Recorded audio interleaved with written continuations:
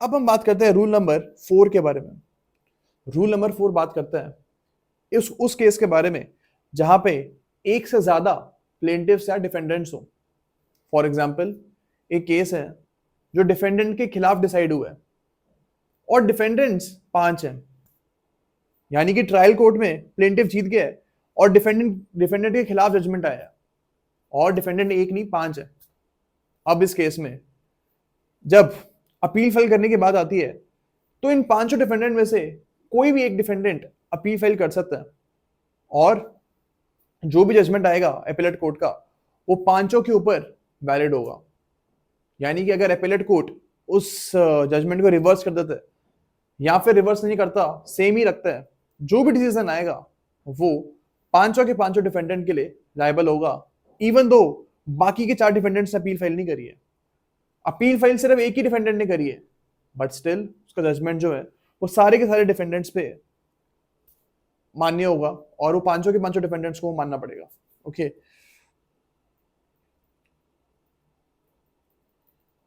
अब हम आते हैं रूल नंबर 5 पे।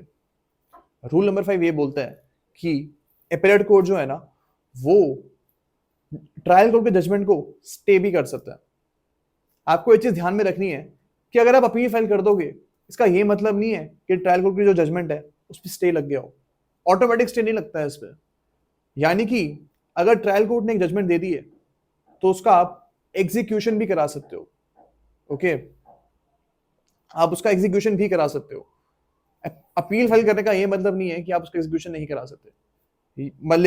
लेकिन एक चीज इसमें आपको ध्यान रखनी है कि एपेलेट कोर्ट चाहे तो एक डिक्री पे स्टे लगा सकता है। यानी कि जो लोअर कोर्ट ने आपकी डिक्री पास करी है उस पर स्टे भी लगा सकता है एपेलेट कोर्ट। लेकिन जब तक स्टे नहीं लगाएगा तब तक लोअर कोर्ट की जो डिक्री है उसको आप एग्जीक्यूट करवा सकते हो।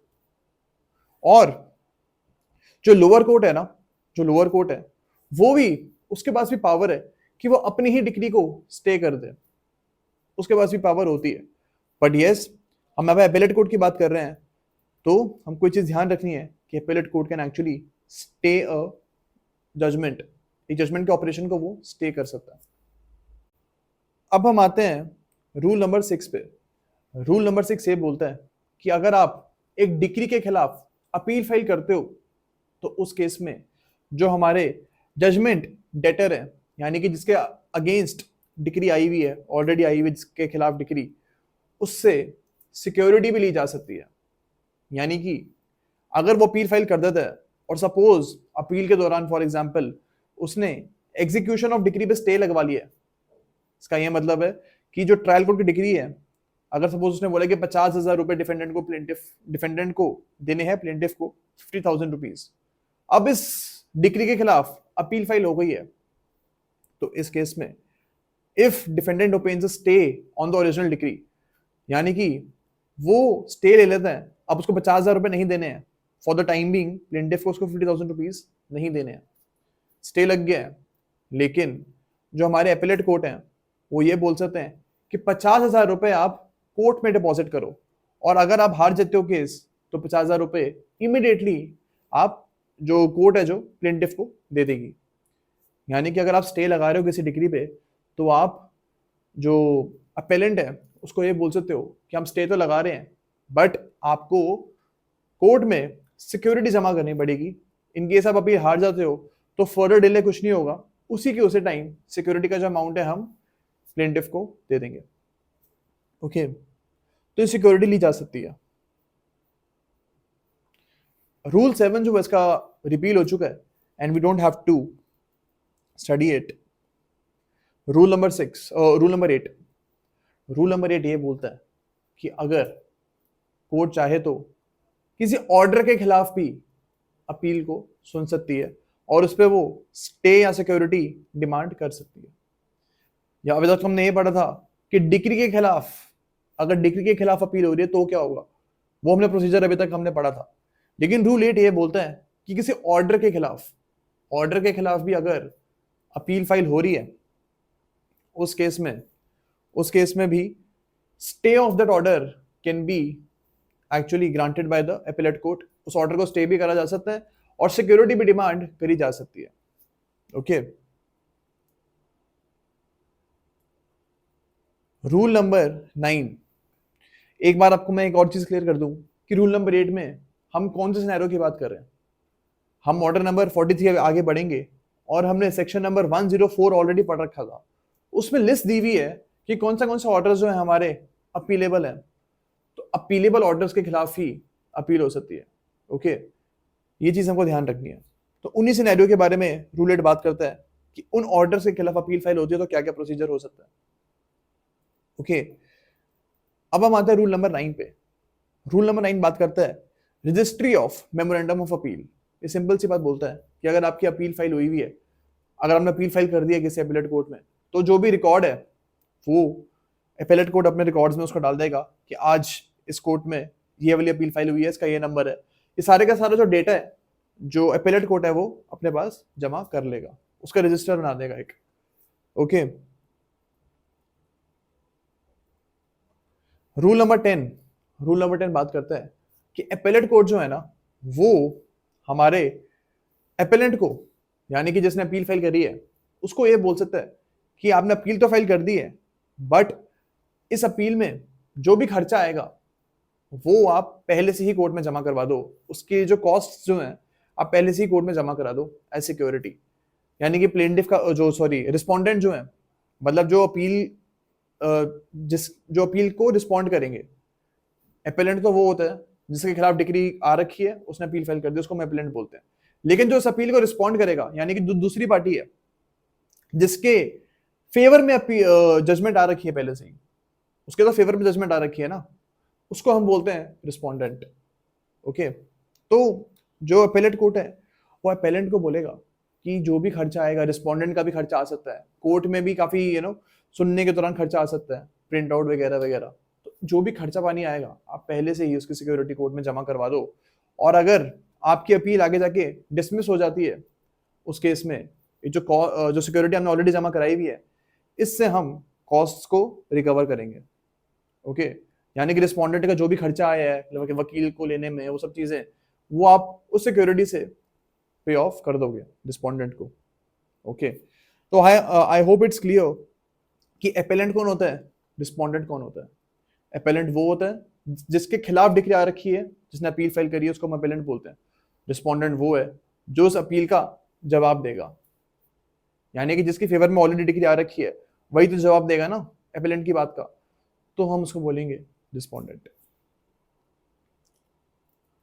तो रूल नंबर 10 हमारा हो गया।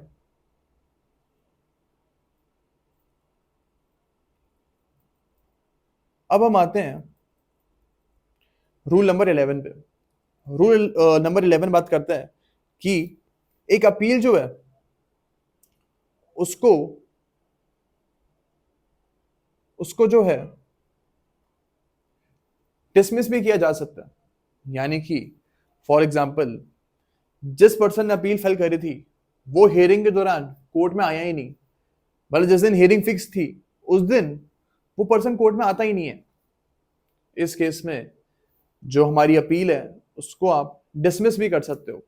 जो अपेलेट कोर्ट है वो अपील को डिसमिस कर देगा कि भाई आपको जिस दिन बुलाया था कोर्ट में आप आए नहीं, और अब हम आपकी जो कंप्लेंट है उसको डिसमिस कर रहे हैं। ओके, तो रूल नंबर 11 यही बोलता है। हमको बस इसमें यही चीज समझनी है, इसका स्पिरिट समझना है। ओके,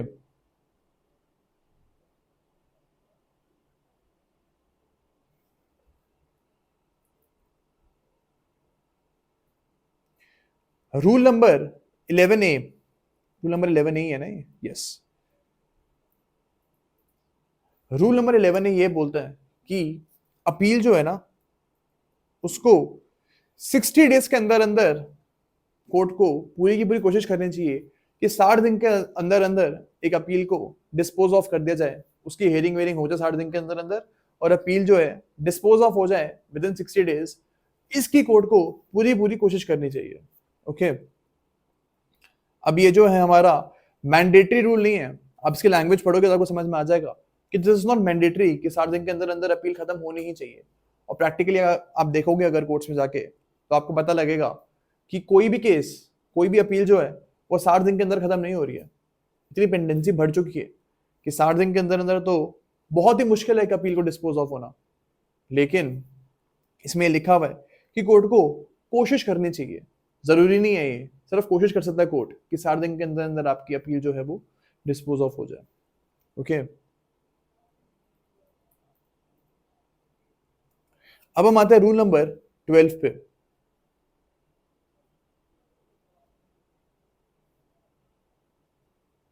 रूल नंबर 12 ये बोलता है कि अगर आपकी अपील जो है वो फर्स्ट हियरिंग में डिसमिस नहीं कर दी गई है, यानी कि उसको एडमिट कर लिया गया अपील को, उस केस में आपकी जो अपील की हियरिंग है, नेक्स्ट हियरिंग जो है वो कोर्ट फिक्स कर देगा। यानी कि अगर आपकी जो अपील है उसको एडमिट कर लिया गया है, उसके बाद कोर्ट जो है फर्दर नेक्स्ट हियरिंग के लिए जो है डेट फिक्स कर देगा। बहुत सिंपल सा रूल है ये। अब हम आते हैं रूल नंबर 13 पे। रूल नंबर 13 ये बोलता है कि जिस ट्रायल कोर्ट की जजमेंट के खिलाफ अपील फाइल हो रही है, उस ट्रायल कोर्ट को नोटिस भेजा जाएगा कि आपकी जजमेंट के खिलाफ अपील फाइल हो चुकी है, एंड आप एक काम करो, जो भी रिस्पोंडेंट है उसको आप नोटिस इशू करो कि अपील फाइल हो चुकी है डिग्री के खिलाफ, and now that person has to respond to that appeal. तो नोटिस भिजवाया जाएगा, ट्रायल कोर्ट को इन्फॉर्म कर दिया जाएगा, और जो नोटिस की कॉपी है ना वो एपेलेट कोर्ट की जो प्रेमिसेस है, यानी कि फॉर एग्जांपल अगर हम मान लेते हैं कि हाई कोर्ट है एपेलेट कोर्ट, तो हाई कोर्ट की जो प्रेमिसेस है वहां पे भी वो नोटिस को चिपकाया जाएगा। ओके, तो यानी कि हाई कोर्ट किस किस को नोटिस भेजेगा, वो लोअर कोर्ट को भी भेजेगा, अपने प्रेमिसेस पे भी लगा देगा नोटिस, नोटिस ऑफ हियरिंग की बात कर रहा हूं मैं। ओके, और जो है लोअर कोर्ट जो है वो रिस्पोंडेंट को भी बता देगा कि इस डिग्री के खिलाफ अपील फाइल होगी है और इस दिन को आपको हाई कोर्ट में अपीयर होना है। तो ये नोटिस जो है ये अलग अलग जगह पे भेजा जाएगा। अब हम आते हैं रूल नंबर 13 पे। रूल नंबर 13 बोलता है कि ये मैं रिपील हो चुका हूं और आपको मेरे को पढ़ने की जरूरत नहीं है। ओके, तो rule number 13 is repealed and we don't have to read it. अब हम आते हैं रूल नंबर 14 पे। रूल नंबर 14 बात करता है publication and service of notice of day for hearing appeal, यानी कि एपेलेट कोर्ट जो है ना वो नोटिस भेजेगा, नोटिस भेजेगा वो लोअर कोर्ट को, रिस्पोंडेंट को, एंड अपने प्रेमिसेस पे भी वो नोटिस को लगा देगा। किस चीज का नोटिस है ये? It is notice of notice for day of hearing, यानी कि अगर एक एपेलेट कोर्ट ने हियरिंग फिक्स कर दी है कि इस दिन को हियरिंग होगी मेरे कोर्ट में, तो इस चीज का जो नोटिस है वो रिस्पोंडेंट को भी जाएगा, लोअर कोर्ट जिसके खिलाफ अपील जिसकी जजमेंट के खिलाफ अपील फाइल हुई है उसको भी नोटिस जाएगा, एंड जो हमारे एपेलेट कोर्ट है उसके प्रेमिसेस में भी आप उस नोटिस को अफिक्स कर दोगे। ओके, तो यही हमारा रूल नंबर 14 बोलता है। अब रूल नंबर 15 जो है वो हो चुका है रिपील और हमको इसको पढ़ने की कोई जरूरत नहीं है। ओके,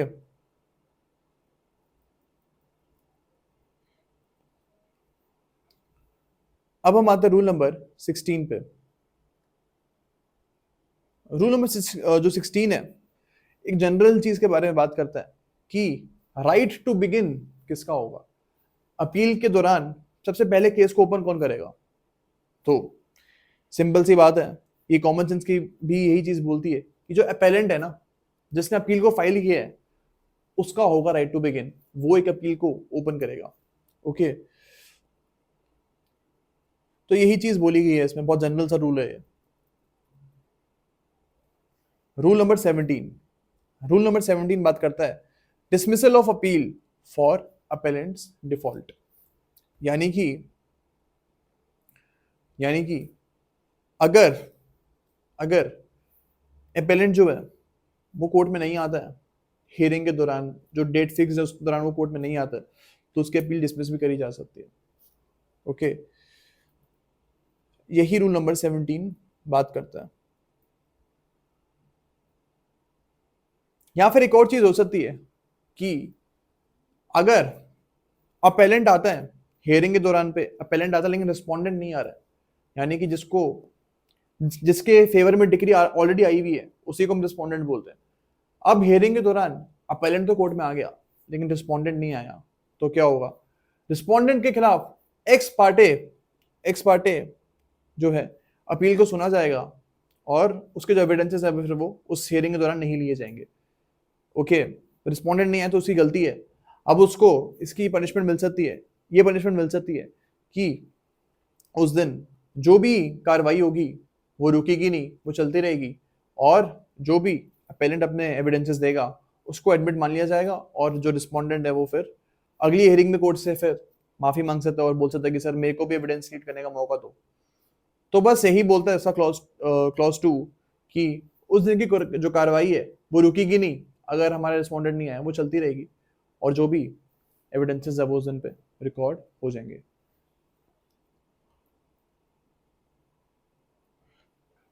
रूल नंबर 18 जो है हमारा वो रिपील हो चुका है and we don't have to read it.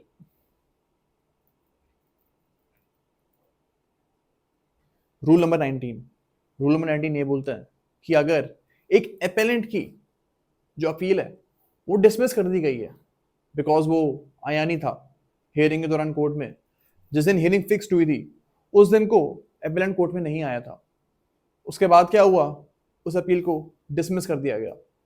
अब रूल नंबर 19 ये बोलता है कि वो पर्सन जो है ना, अपेलेंट जो है, वो कोर्ट में प्रे कर सकता है कि सर प्लीज जो मेरी अपील आपने डिसमिस करी है उसको दोबारा से एडमिट कर लीजिए, मेरा एक सफिशिएंट रीजन था, उस दिन मैं बीमार पड़ गया था इसलिए कोर्ट में नहीं आ पाया था, प्लीज आप इसकी मेरे को माफी दो एंड मेरा जो केस है आप दोबारा से री एडमिट कर दो, दोबारा से आप मेरे केस को एडमिट कर दो।